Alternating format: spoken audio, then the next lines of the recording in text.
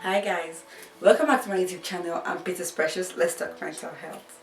So today we're going to talk about a very interesting topic called understanding high functioning anxiety. Basically, how do we survive with high functioning anxiety? Now, have we ever seen someone who is pretty much successful, who is excel at their jobs, they're always there to help someone, they're pretty much confident, you can see this confidence coming out of them, and but deep down in them, in their private spaces, they're struggling with extreme stress and even self-doubt. That is the reality of high functioning anxiety. It is an kind of like an invisible struggle whereby a person goes through alone, because it's also masked by so much success that no one else can tell that you're going through something like that. Now, what is high functioning anxiety? For us to give it a little context. Now, unlike generalized anxiety disorder that we're pretty much aware about, high functioning anxiety masks itself in a different way. So the generalized anxiety disorder could be disruptive. You can have all the side effects, which is very easy for us to see the symptoms of it. But high functioning anxiety masks itself in things like productivity, you're excelling, extreme confidence. They're seeing people seen as overachievers, they're go-getters, they are people that want to achieve success, right? That is what they are seen as. Now, people with high functioning anxiety always suffer from things like fear of failure. They're scared of, or they have this consistent or constant self-doubt. It manifests itself in so many ways that could affect a person's mental health.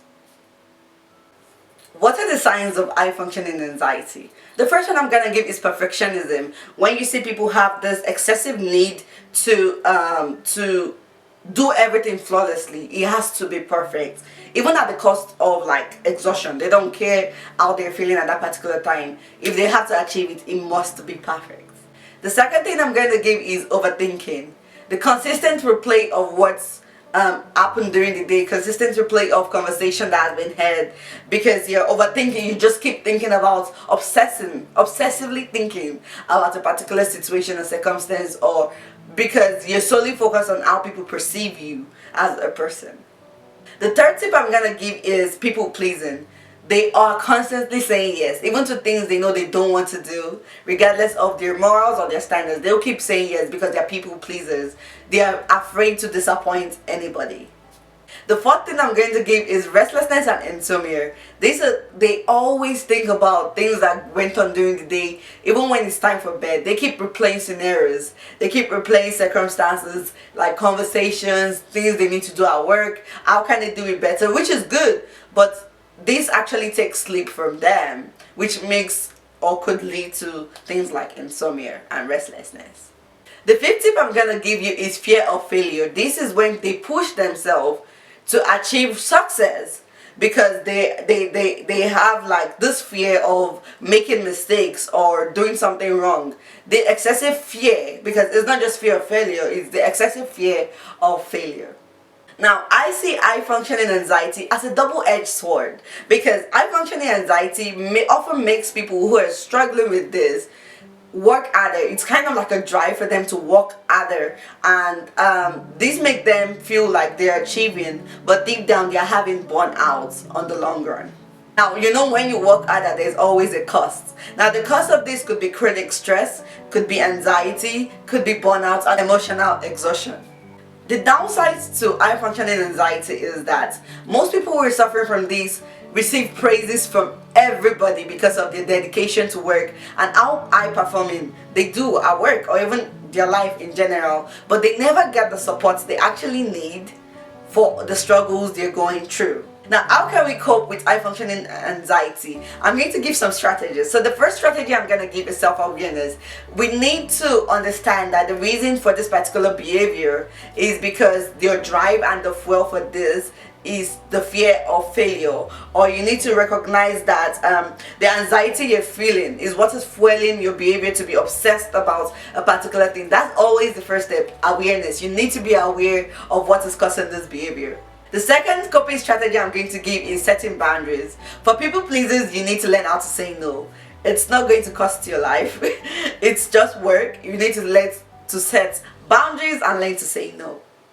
The third tip I'm going to give is mindfulness and relaxation. I talk about mindfulness a whole lot. Sometimes you just need a break. You need to practice things like deep breathing exercises, meditation, journaling, praying, because it's very key. Praying, just take time alone, right, for you to process your thoughts. This will actually keep your mind quiet. If you allocate a particular time where all these emotions, you can actually face these emotions heads on, and also channel your things to keep your mind at peace. Practice mindfulness, practice relaxation. The last step coping strategy I'm going to give is therapy and support. Please seek help when needed. Always try to seek help. There's so many resources out there. Seek help when you feel like you're unable to cope as a person by yourself. Please do seek help, professional help outside. Thank you for joining us today, but we need to always take note that high functioning anxiety is very real. Because someone looks good on the outside doesn't mean they're not struggling on the inside. Now, if you do resonate with this, just know that you are more than your achievement, because we tend to focus more on our achievements and we always think our achievements define us. You are more than your achievements. So take note and make sure that you are aware that your mental health matters. Take a breath and breathe. You need to tell yourself and keep reminding yourself that you don't have to be perfect to be enough. Thank you so much for joining today. Don't forget to like, subscribe, and share with friends and family. And don't forget to take a little time to talk about your mental health today. And I will see you in the next video. Bye-bye.